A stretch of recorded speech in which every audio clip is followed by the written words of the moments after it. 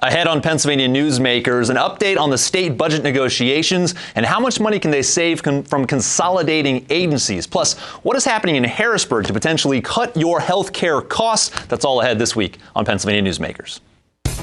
This is Pennsylvania Newsmakers, a fast-paced, unrehearsed weekly discussion with and about the leaders who shape your world. And now, here's your host. Good morning. Thank you for joining us on Pennsylvania Newsmakers. My name is Mike Straub, in for Dr. Terry Madonna this week, filling in on his seat, but just for 1 week. He'll be back next week. Don't you worry about that. Lots to talk about this week with our guest, House Majority Leader from Lancaster County, Bryan Cutler. We're going to talk about the budget. We're going to talk about consolidating agencies, and we're going to touch on how you guys are potentially working to save taxpayers their health care costs, which, of course, is an issue in Washington we hear so much about. But thank you for joining us, Representative Cutler. Appreciate the time. Let's start with the budget negotiations. It's been some time since the governor's budget address. We've been through the bulk of the hearings and the appropriations committees. From where you're sitting amongst leadership, how are things going? How does it look this year? Well, I think when you look at the current status of the budget discussions, I think it's important to kind of give some background or some context in where we're at. When you look at where we're at so far in this session, we've really been meeting since the end of last session, already recognizing what we were going to be coming into this year. So that's good. I think that the governor's address, which formally kicked off the budget discussions at the beginning of February, was certainly a different message. It was very encouraging to hear him talk about saving government money, efficiency, and understanding that the taxpayers expect that from us. So those are all good signs. Those discussions between the House and the Senate and the governor are ongoing. And I think it's fair to say that they're going much better than they have in prior years, in the last 2 years specifically. So I think that's all pointing to a good sign, and hopefully we can resolve it by June the 30th. There were some interesting discussions going on in the Capitol just this week, particularly over on the Senate side, things about VGTs that are, as an option for increasing revenue. But I think the one that's gotten the most attention folks have been talking about is the consolidation of agencies, human services, health, aging, drug and alcohol services, all falling under one umbrella now. And that's a potential huge cost savings to taxpayers? Well, the governor projected, I believe, a little under $100 million. It was about $80 or $90 million in projected savings in his budget address. That's what he booked. The particular budget hearings in the House and the Senate that have really dominated the news in the last 3 or 4 weeks. And as we return to session, those hearings specific to each agency are ongoing. The chairman for each specific area, whether it's health or human services, aging and older adult services, and then specifically under the human services, the drug and alcohol prevention piece. I know in the House, we have Chairman Gene DiGirolamo, who's very passionate about those issues and worked on a lot of legislation that specifically dealt with that. So each chairman in the House and the Senate, minority and majority, are going through the process. I think there's a lot of questions at this point. I think the first is, will it actually save that much money? I think from a health care standpoint, a lot of things actually do make sense. For too long, we've worked in silos. When we treat someone, we'll treat someone's mental health piece over here in one department. We treat their physical health in another. And as people get shuttled around, sometimes things are missed. So from that regard, I think that the potential consolidation specific to the communication would be a marked improvement over our current system. The question, though, is are there actually savings that will come from this?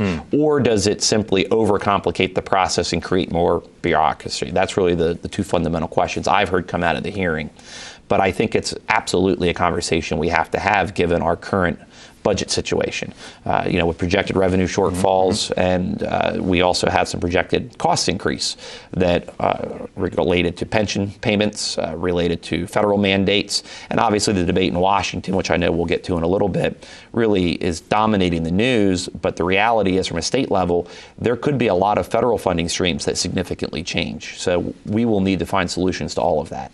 What's interesting that you touched on there is I think that from someone from the outside, I'm not too involved personally in these services that are offered. I think to myself, though, somebody who is receiving these services, whether maybe they live in York County, they used to go to their York County office, you start hearing about these consolidation of agencies, you start to imagine offices closing and it being harder to get to these services. But what you're describing is potentially easier, putting it all under one umbrella. The access might actually improve. We're talking about potentially saving money and better service provided, potentially. Correct. When you look at the specific way that care is provided, and I'll use some of the block grant counties. That was a program started under Governor Corbett.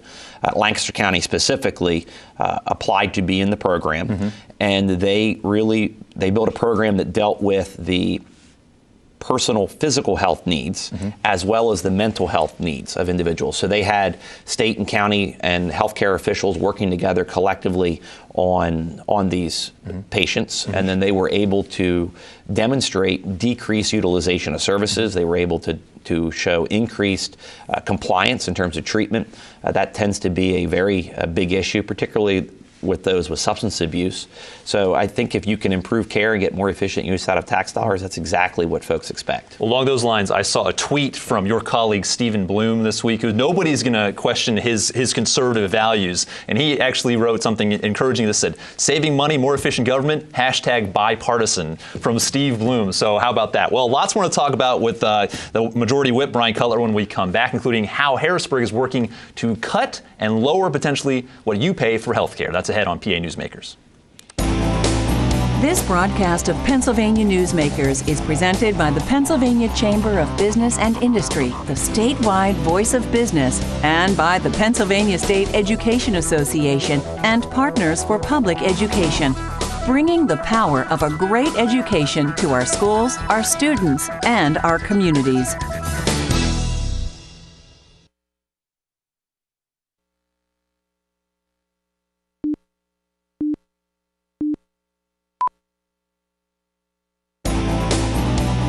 This broadcast of Pennsylvania Newsmakers is brought to you by the Pennsylvania Highway Information Association, the go-to source to learn about transportation projects and issues.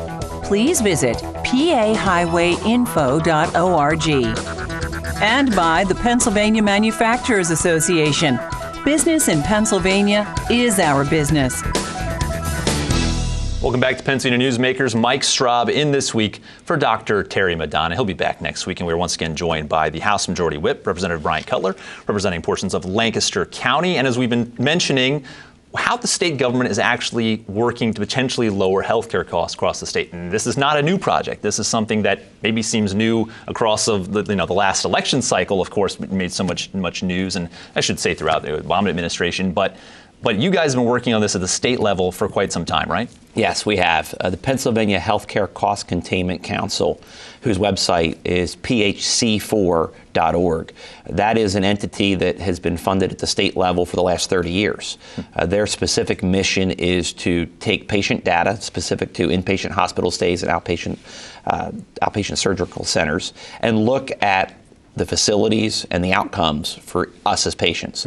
They might look at readmission rates. They could look at complication rates. They could look at the success of hip and knee replacements. They do a host of different reports that are publicly available on their website. And I honestly think it's probably one of the best kept secrets in Pennsylvania. When we passed the bill back in 1986, and it was signed into law, we really were a leader on that front. The council is made up of business and labor representatives, insurance representatives, and healthcare providers. And they look for ways to improve patient care and patient outcomes while also lowering costs. That is really, I think, the crux of the debate on healthcare. That's exactly what folks want. The problem is, of course, we can make great strides at the state level, but we're still constrained by what they're doing federally in terms of, the insurance contracts. You might only be able to go to one provider, even if you know that another provider has higher success rates and lower costs. So when we looked at it back in 2008 and 9, when it was reauthorized previously, I sat on that reauthorization council, and we changed their mission a little bit, because after 30 years, obviously we need to take a look at it, and we're looking at it again now. It's time for reauthorization again. But when you look at that, we actually asked and sent a formal letter, the House Republican Caucus sent a formal letter to the Obama administration asking for Pennsylvania to become a test site. Instead, they passed the Affordable Care Act. We've seen how that has progressed through the national debate, and obviously now the talk is about repealing or changing it and replacing it. So we may have another opportunity there to take a better look at health care, because I think our system, the way that it's built, is really built for 30 years ago. And we need to, we need to use the data we have. We need to give folks the information and empower them to make the best choices. Well, as you look at that data, what do you think jumps out at you? What are some of those hidden secrets that folks should be maybe more aware of that's sitting there in this report each year? Well, I think some of it could relate to, say, surgical complications and admissions or readmissions. That's an area that folks really, as a patient, I want to know, what's the success rate of this surgery? Because a lot of times when folks go in, that they may wrongly assume that surgery may be the only option. I personally had a case where I had a back problem, and I was in to see my doctor, and they immediately wanted me to send me to an MRI and a surgeon. And I said, wait a minute. I said, what are my other options? And he said, well, we could passively treat you with therapy and do some other things to change your posture and along those lines. And I said, it sounds great, let's give it a try. And I think as consumers and as patients, we need to be willing to ask those questions. And all of those reports hit on different things, different complications, and it really helps you to be a better informed patient and ask the right questions. And I think that really is how we'll make the healthcare system more efficient. We touched on something there, and that whether it be the Affordable Care Act or even repeal and replace plan, so much emphasis is on access to insurance. Insurance is this golden ticket, but there's not enough emphasis on the cost of the procedure at hand, which is really what's going to drive the overall marketplace. Right. Is this something that can be addressed with the data that's hiding in there? It absolutely can be. And that is, anytime you talk about healthcare, you really have 3 points. You have the access issue, you have the quality issue, and the cost. And they form a triangle. And when you pull or distort one, it pushes the other two. So, and you're correct. The national debate has wrongly focused on access to insurance as the solution, without regard to what that does to the cost of the insurance or what it does to the actual ability to get quality health care. It's, on one hand, it's great to say everybody is now insured. That doesn't help you, though, if you can't find a specialist that accepts your insurance. And that is probably one of the biggest complaints that we hear from folks at the district office level. They'll call in, they'll have problems. While it's not a state issue, we certainly will get them connected with their federal congressman to work through the specifics of a problem in a policy or where someone can be seen. And you probably see that to the highest degree in the specialties, and specifically dentistry. Dentistry, particularly for the Medicaid population, can sometimes be very difficult to find providers based on what you may need. Well, and you're at an interesting crossroads right now in the state where we have so many people sticking up for the Affordable Care Act in terms of how many millions of people have access to insurance, and then folks who have done everything right but see their premiums go through the roof. So an interesting place to be. We have lots more on this subject coming up. Plus, what else is happening in Harrisburg that folks should be talking about that's getting lost in the midst of all this national news? That's ahead on Pennsylvania Newsmakers. This broadcast of Pennsylvania Newsmakers is brought to you by the Pennsylvania Credit Union Association. Pennsylvania Credit Unions, where people are worth more than money. To find a credit union that is right for you, check out ibelong.org. And by the Energy Association of Pennsylvania, Pennsylvania's energy information source.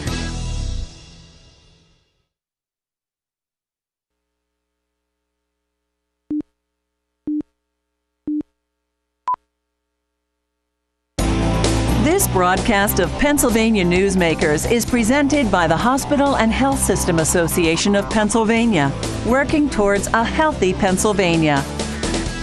Welcome back to Pennsylvania Newsmakers. Mike Straub from WGAL filling in for Terry Madonna this week, and once again joined by Representative Bryan Cutler, the House Majority Whip. And we should also mention, as we continue our discussion on health care, that Bryan was in radiology administration before he was a lawmaker, and also holds a law degree, particularly in healthcare law. So it's a subject matter you didn't just jump into on a committee. This is something that you've known about. But let's shift the conversation a little bit to what the industry refers to as super utilizers, the folks who are going to the ER all the time, and what that does for all of our costs. It drives all of our costs up because we've got to cover these folks who are there all the time.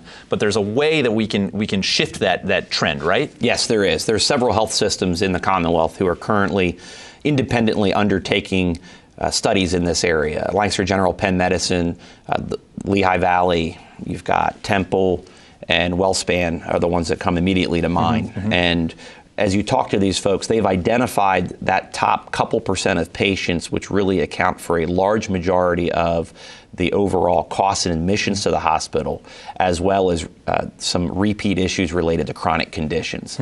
So really the goal is to identify these individuals, get them a series of services, not just treating their physical ailments, but also looking and saying, do they have a substance abuse problem? Do they have a chronic long-term illness that really just is continually causing them to come to the emergency room? Some things might be chronically high blood pressure. They could be diabetic. They could have other health complications that lead to these repeat visits. And then the goal of each of the health systems programs, while they get there in slightly different ways, the goal is always the same, and that is to treat the patients in the most appropriate manner and the appropriate place as possible. The reason that is so important for us as end users is because the emergency room is one of the most costly areas to treat somebody. So if you have somebody coming in with a diabetic issue or a common cold, the ER is not the best place to treat someone. They'll get better attention, better follow-up in a family medical doctor, or what they refer to as your medical home, as opposed to your emergency room, which might be chronically overcrowded and working with a very high volume of patients in and out. So by getting those folks to the right place, they get the right treatment, and then long term, you're able to demonstrate cost savings. I know one health system, they avoided $3 million worth of visits by investing $1 million in upfront care, and I think that really should be the goal of the health system. The goal should be to improve patient care and avoid things. The reason that that will impact our bottom line is because of a phenomenon known as cost shifting that happens behind the scenes. The federal rates are under the rate of actual cost, so everyone else's bills are inflated to cover that shift.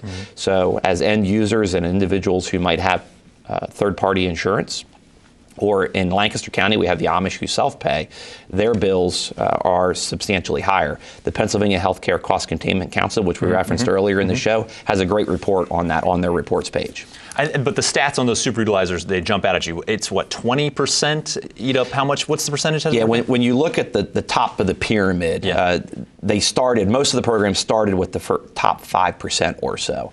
And they accounted for a significant, more than half of some of the costs, because they might be in the emergency room once a month. And so they've got a year's worth of ER visits that might be hundreds of thousands of dollars.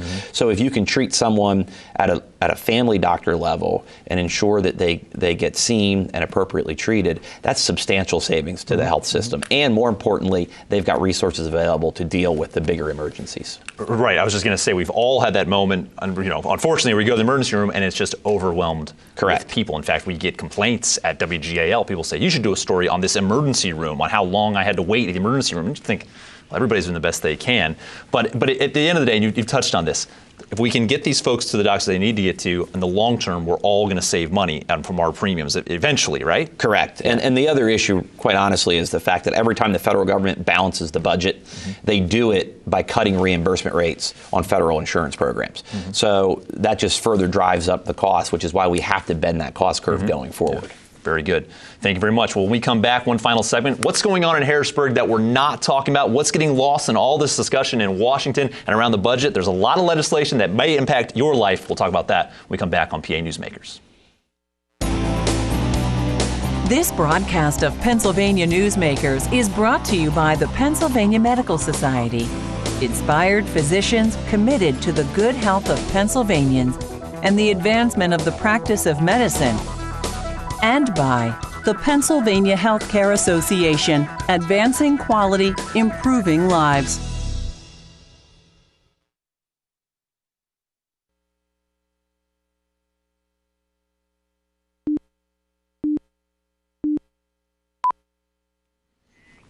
Welcome back to Pennsylvania Newsmakers. One final visit now with the House Majority Whip, Representative Bryan Cutler, representing portions of Lancaster County. And we've spent a lot of time talking about health care, which has taken up a lot of the national news. You guys are hard at work on the budget. But there's been some really interesting bills gaining some traction in both chambers. Let's start with everybody gets excited to talk about property tax reform in one way or another. So there's some actual action happening now with property taxes? There is. When you look at kind of the the last couple sessions, there's been a lot of action in the House on particular plans. But just recently, the Senate passed earlier this week a series of bills out of the Education Committee that would require a supermajority vote for local property tax increases.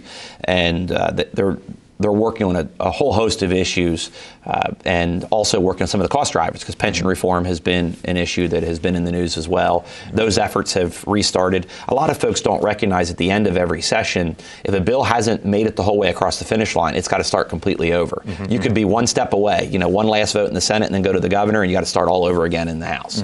And so a lot of the bills this cycle were bills that passed near the end of last session, but are now set up to head out early this session in the hopes of getting done before June. Well, that supermajority vote on a school board, it reminds me a lot of times when I'm at a meeting regarding property tax and stuff, a lawmaker will say, "You really want to do something about property taxes? Run for your school board. That's the best way you can do something about it today. Really keep it down." So that's really what you're doing here, making sure the real power, real accountability to ensure before somebody's property taxes go up. Yeah, I haven't talked to the prime sponsor of the Senate bill, but it's Senator Eichelberger, and I think that certainly is his goal. And in the House, there's been some major movement on some bills regarding adoption, and help us understand those. Well, one of the things that we hear a lot at the district office level, and obviously the chair heard as well for the Children and Youth Committee, is the adoption process. Unfortunately, it's far easier to adopt someone from a foreign country than it is to potentially adopt someone here in Pennsylvania. And that shouldn't be the case. As someone who's pro-life, I think that we need to help kids at all stages. And these adoption bills will streamline the process, hopefully make it less costly, and make it easier for folks to transition through that period of their life, because it's very tumultuous. You're leaving one family, you're heading into another. There's a lot of uncertainty, and really the goal needs to be stability for the children. And these bills do that. Most of them passed overwhelmingly, and they're currently in the Senate.